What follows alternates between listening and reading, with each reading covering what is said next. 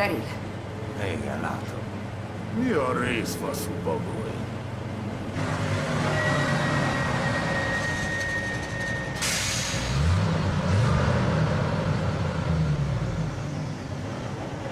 Másszatok elő!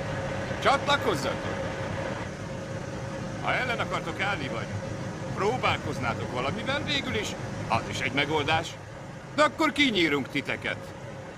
És ketté vágunk. Töktől homloküregig. Vágy kettő!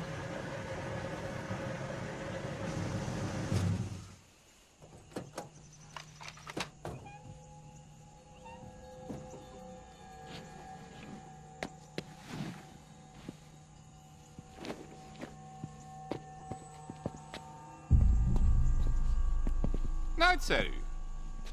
Jobban nem is kezdődhetne. Második lépés. Ide a fegyvereket.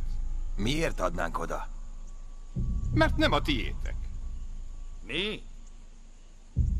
Az a helyzet, hogy a fegyvereitek, a kocsitok, a kocsiban lévő benzin, vagy ha van tiktak a kesztyűtartóban, esetleg pornóújság az ülés alatt.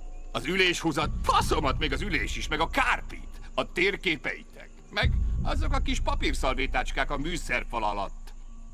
Semmi sem a tiétek, mostantól kezdve. Miért kié? A tulajdonotok mostantól már négöné.